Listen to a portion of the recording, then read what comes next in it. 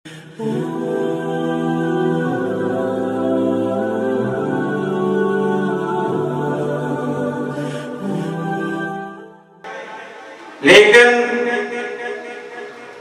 आज के मुआशरे के अंदर मुख्तलिफ तरीकों से इंसान मेहनत, कोशिश, जस्तजू की बजाय सुस्ती और काहली का शिकार है और हर काम को कल पर डांट रहा है,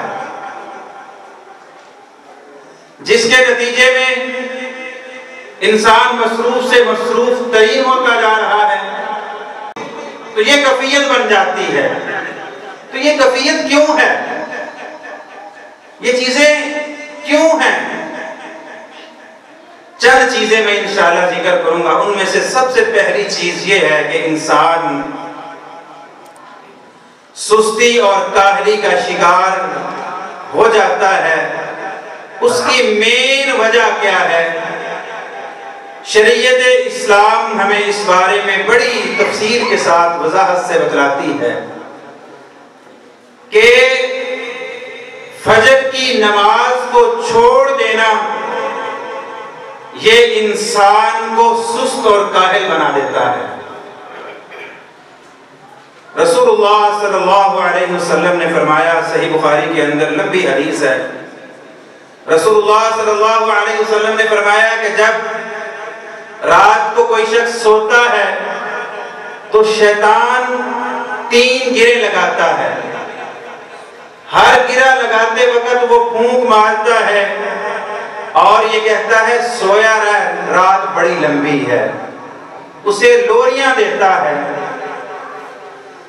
तो रसूलुल्लाह सल्लल्लाहु अलैहि वसल्लम ने फरमाया कि जब अगर बंदा बेदार होता है और बेदार होकर अल्लाह का जिक्र करता है, एक गिरा खुल जाती है, फिर उठकर वुजू करता है, दूसरी गिरा भी खुल जाती है, और फिर जब नमाज के लिए खड़ा हो जाता है तो शैतान की लिखाई हुई सारी गिरें खुल जाती हैं और इंसान चुस्त, चौबंद और अच्छे मिजाज के साथ सुबह करता है और उसका दिन हशाश बशाश गुजरता है। वइल्ला अगर वो नहीं उठता तो क्या होता है? अस्बहा खबीसन नफ्सी कसलान। तो वो जब सुबह करता है तो बदमिजाज होता है और सुस्ती उसके ऊपर छाई हुई होती है। फिर उसका सारा दिन वो सुस्ती, काहली और बदमिजाजी के अंदर गुजर जाता है। तो ये एक पहला सबब बना था किसी इंसान की सुस्ती और काहली का, कि जिसके जरिए से फिर क्या होता है, उसका किसी चीज में दिल नहीं लगता, किसी से बात करता है तो इस अंदाज से बात करता है, बदमिजाजी के साथ बात करता है, मामलात भी खराब होते हैं और भी बहुत सारी कबाहतें इससे जन्म लेती हैं। जबकि अगर बाद ये होता है कि फजर की नमाज लोग इसलिए नहीं पढ़ते, रात को देर से सोते हैं और दिल में ये ख्याल होता है कि अगर मैं उठ गया नमाज के वक्त, नमाज पढ़ ली, मेरी नींद खराब हो जाएगी और मेरी नींद पूरी नहीं होगी, जिसकी वजह से क्या होगा, मेरे कारोबार में खलल आएगा और मैं सही तरीके से अपना काम सरंजाम नहीं दे सकूंगा, मैं अपनी तालीम को सही वक्त नहीं दे सकूंगा, मैं अपने कारोबार को सही वक्त नहीं दे सकूंगा, मुझे खसारा हो जाएगा। तो नींद पूरी कर लूं, बाद में उठकर नमाज पढ़ लूंगा।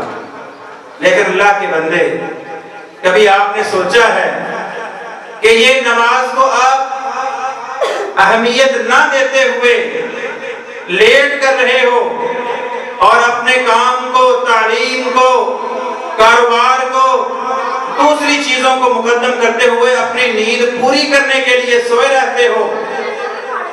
जबकि रसूलुल्लाह सल्लल्लाहु अलैहि वसल्लम ने क्या फरमाया? अल्लाह मालिकुल मुल्क तो ये कहता था, मेरे बंदे तुम मेरी नमाज के लिए, मेरे जिक्र के लिए खड़ा हो जा, अल्लाह तेरे सारे मामलात हल कर देगा, तुम्हारी नींदें भी पूरी हो जाएंगी, तुम्हारे कारोबार में बरकतें भी होगी, तुम्हारे लिए आसानियां ही आसानियां लिए क्या है?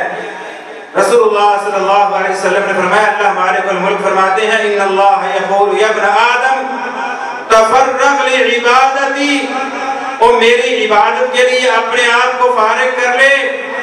अमला सदरका गिना, मैं तेरे दिल को गनी कर दूंगा। व असुद्दा फक़रका, और तेरी फकीरी को खत्म कर दूंगा। व इल्ला तफ़अल, अगर तुम मेरे लिए अपने आप को फारिग नहीं करोगे तो क्या होगा? मलअतु यदका शुग़ला, मैं तेरे लिए मसरूफियात ही मसरूफियात बना दूंगा। और वलम असुद्द फक़रका, तेरे फकर को भी मैं खत्म नहीं करूंगा। आप देखते नहीं हो माशरे के अंदर करोड़ों के मालिक, अरबों के मालिक, लेकिन उनको हर वक्त यही फिक्र लगी होती है कि कोई चीज बची नहीं है, कुछ बच नहीं रहा। वो अमीर होने के बावजूद फकीर होते हैं, लेकिन कितने ऐसे अल्लाह के बंदे हैं माल कम है लेकिन वो बादशाह होते हैं, अल्लाह उनके दिलों को गनी कर देता है। लाखों करोड़ों अरबों के मालिक सुकून नहीं होता, पैसा तो होता है, फकीरी खत्म नहीं होती, और इसी तरह उनकी मसरूफियात ही खत्म नहीं होती। लेकिन कितने ऐसे खुश नसीब होते हैं, माल इतना ज्यादा नहीं होता लेकिन उन अरबों खरबों के मालिकों से ज्यादा खुशहाल होते हैं और ज्यादा दिल के गनी होते हैं। क्यों? अल्लाह के लिए अपने आप को अल्लाह की इबादत के लिए फारिग करने की वजह से अल्लाह दिल भी गनी कर देता है, अल्लाह फकर को भी खत्म कर देता है। और सिर्फ माल और दौलत जो है ये गिना नहीं होती, दिल का गनी होना भी एक बहुत बड़ी बात होती है। और इसी तरह अल्लाह की इबादत को छोड़कर अपने दूसरे कामों को तरजीह देने वाले लोगों जरा सुन लेना। रसूलुल्लाह सल्लल्लाहु अलैहि वसल्लम ने फरमाया, मन कानतिल आखिरतु हम्महु जअलल्लाहु गिनाहु फी क़ल्बी, और जिसकी जिंदगी का मकसद ये ठहर जाए कि मेरा रब मुझसे राजी हो जाए, जिस अल्लाह ने मुझे पैदा किया है, जिस अल्लाह ने मेरे लिए सारी चीजों का इंतजाम किया है और मैंने जाना उसी के पास है, उस जिंदगी को बेहतर करने की जुस्तजू से खाए जाती है, तो रसूलुल्लाह सल्लल्लाहु अलैहि वसल्लम ने फरमाया अल्लाह उसको गनी कर देगा। व जमा शमलहु व अततहु दुनिया व हिया रागिमा, अल्लाह उसके बिखरे हुए कामों को समेट कर इकट्ठा कर देगा। अल्लाह उसके पास दुनिया ऐसे लाएगा जैसे जलील होकर आती है। और क्या होगा?